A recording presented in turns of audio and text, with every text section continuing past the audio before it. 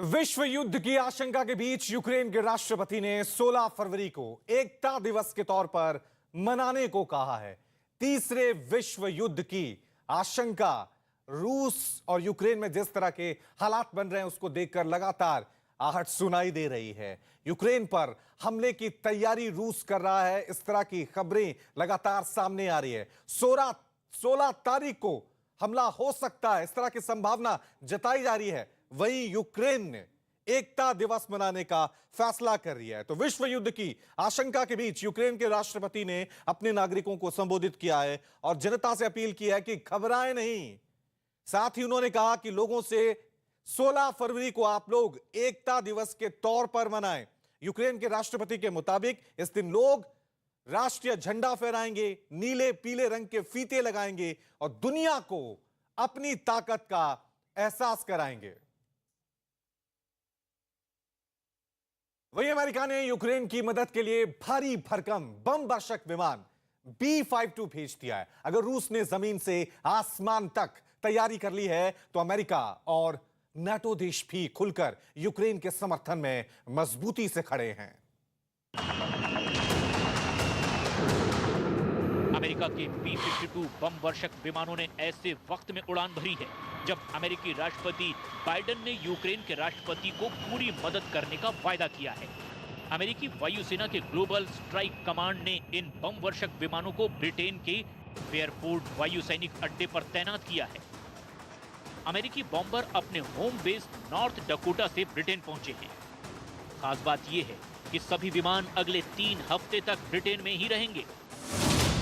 America का B-52 bomber एक बार में 32,000 किलोग्राम वजन तक का हथियार ले जा सकता है। इसकी मारक क्षमता करीब 14,080 किलोमीटर है, यानी इसके जरिए रूस के किसी भी हिस्से पर बम बरसाए जा सकते हैं। इसमें 6 इंजन लगे होते हैं। B-52 एक साथ 20 क्रूज मिसाइल ले जा सकता है।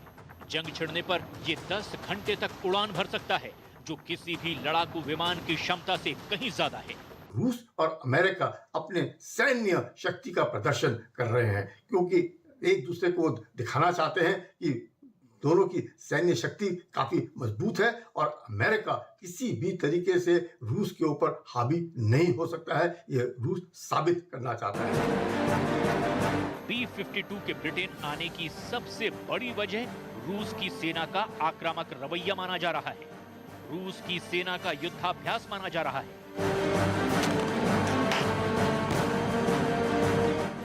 क्योंकि रूस की सेना यूक्रेन से लगने वाली सीमा पर युद्धाभ्यास तो कर ही रही है।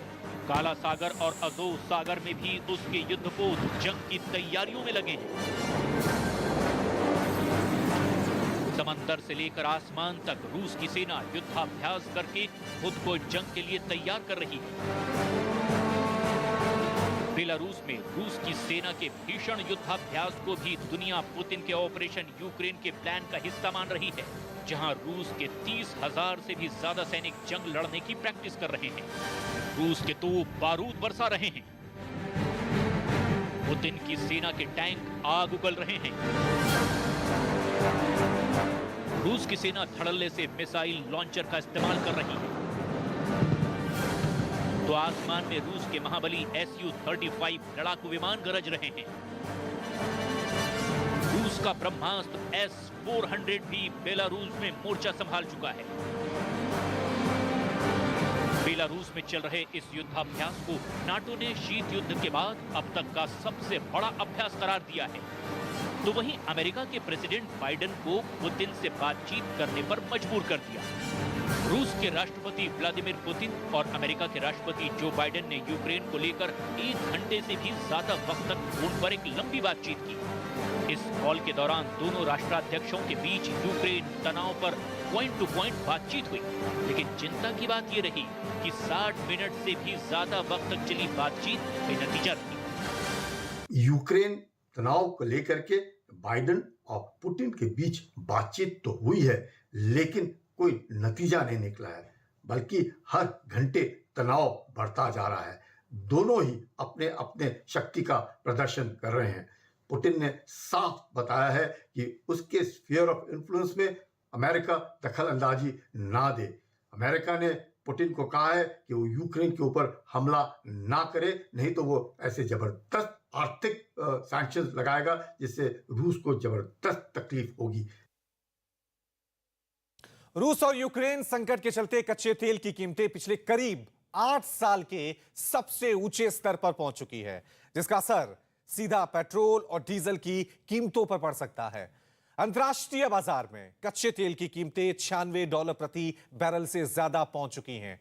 2014 में कच्चे तेल की कीमतें $96.78 प्रति बैरल तक पहुंची थी, लेकिन जानकार यह भी अनुमान जता रहे हैं कि कच्चे तेल की मार्च महीने में $100 प्रति बैरल तक कीमत पहुंच सकती है, क्योंकि करीब 1.5 महीने के अंदर कच्चे तेल की कीमतों में 34% तक का इजाफा हो चुका है। भारत अपनी जरूरत का 84% कच्चा तेल इंपोर्ट करता है, इसलिए अंतर्राष्ट्रीय बाजार में जब कीमतें बढ़ती है तो इसका सीधा असर भारत पर भी पड़ता है। मतलब कच्चा तेल महंगा होने का सीधा मतलब यह है कि पेट्रोल और डीजल की कीमतें भी बढ़ सकती हैं। हालांकि अभी तक भारत में पेट्रोल और डीजल की कीमतों में कोई उछाल नहीं आया है।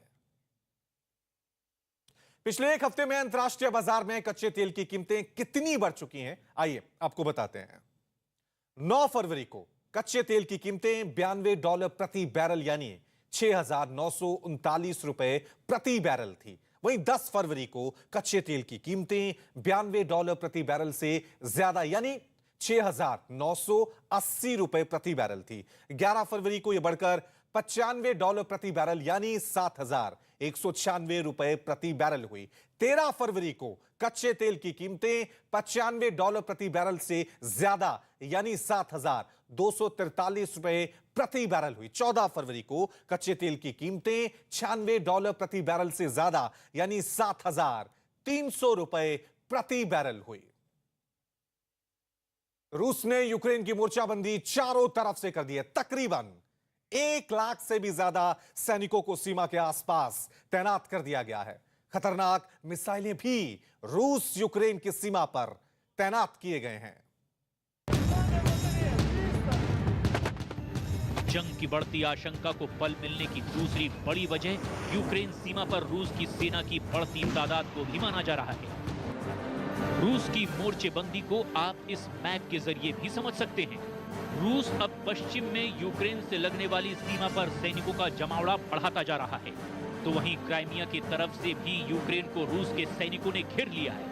और तो और यूक्रेन की मोल्डोवा से लगी सीमा पर भी रूस की सेना तैनात है।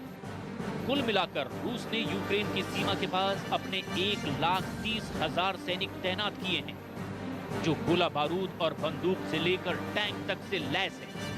इसके अलावा 30,000 के करीब रूस के सैनिक यूक्रेन के ऊपर बेलारूस की सीमा पर बारूद बरसा रहे हैं और रूस के खुफिया विभाग के अधिकारियों को आशंका है कि ये रूस में कभी भी घुसने के लिए तैयार बैठे हैं। अब आगे बढ़ें, उससे पहले रूस यूक्रेन सीमा पर पिछले 2.5 महीने से कैसे अपने सैनिकों की संख्या लगातार बढ़ाता जा रहा है, जरा इसे भी जान लीजिए। रूस के फिलहाल 83 बटालियन टेक्निकल ग्रुप यूक्रेन के नजदीक मौजूद हैं। दिसंबर 2021 तक यहां 53 बटालियन थी, जबकि जनवरी 2022 में रूस ने अपनी बटालियन की संख्या बढ़ाकर 60 तक कर दी। फरवरी यानी अब उसके बटालियन की तादाद बढ़कर 83 हो चुकी है।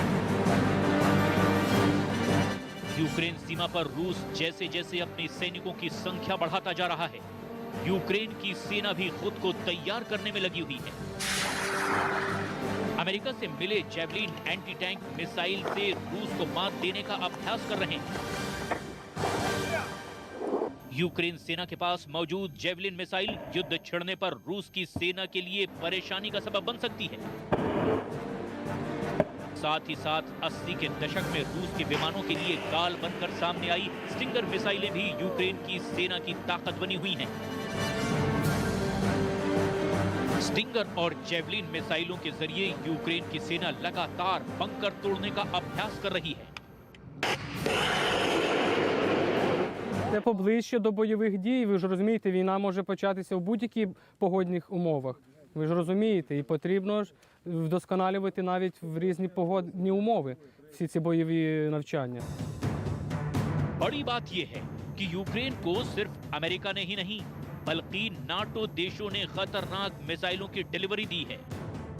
अमेरिका ने यूक्रेन को FGM-148 जेवलिन मिसाइलें भेजी है। अमेरिका से अगली खेप कुछ ही दिनों में पहुंचने वाली है। FIM-92 स्टिंगर मिसाइलों को पहले ही सौंप चुका है अमेरिका। इसके साथ ही अमेरिका यूक्रेन को SMAWD ग्रेनेड लॉन्चर्स भी भेज चुका है। ब्रिटेन से 2000 NLAW यानी next generation light anti tank मिसाइलें आ चुकी हैं। एस्टोनिया ने भी यूक्रेन को जेवलिन मिसाइलें भेजी है और लिथुआनिया से स्टिंगर मिसाइलें यूक्रेन आई हैं। यूक्रेन रूस के सैन्य शक्ति के सामने अपने आप को बहुत असुरक्षित समझता है। यही कारण है कि अमेरिका, ब्रिटेन, नाटो के देश लगातार यूक्रेन की सैन्य शक्ति बढ़ाने के लिए उसे गोला बारूद सप्लाई कर रहे हैं। लेकिन यूक्रेन जानता है कि रूस के 1.25 लाख सैनिक जो यूक्रेन के बॉर्डर के साथ तैनात हैं, रूस के हाइपरसोनिक मिसाइल जो डिप्लॉयड हैं, रूस के न्यूक्लियर सबमरीन जो एक्सरसाइज में लगे हुए हैं, और जिस प्रकार से रूस ने बेलारूस के साथ एक्सरसाइज करा है, ऐसी हालात में यूक्रेन अपने आप को बहुत ही असुरक्षित समझता है। अमेरिका अब तक जंग में इस्तेमाल होने वाले साजो सामान की 10 खेप यूक्रेन भेज चुका है। साथ ही साथ नाटो देशों से भी यूक्रेन को लगातार मदद पहुंच रही है। इस प्लेन से लिथुआनिया ने यूक्रेन को गोला बारूद भेजा है। ऐसे ही ना जाने कितने प्लेन अब तक के तमाम देशों से यूक्रेन लैंड कर चुके हैं और यूक्रेन के जखीरे को बढ़ा चुके हैं। रूस की खुफिया रिपोर्ट की माने तो यूक्रेन के पास 100 मिसाइल लॉन्चर हैं और 500 से ज्यादा सक्रिय जेवलिन मिसाइलें भी हैं। जेवलिन मिसाइल अमेरिका की परखी हुई मिसाइल है। अमेरिका इसका इस्तेमाल साल 1996 से ही करता आया है, लेकिन रूस की सैन्य ताकत किसी से छिपी नहीं है। खुद अमेरिका के राष्ट्रपति बाइडेन भी मान चुके हैं कि अगर रूस से युद्ध हुआ तो वो दुनिया की सबसे बड़ी सेना के साथ लड़ी जाने वाली जंग होगी।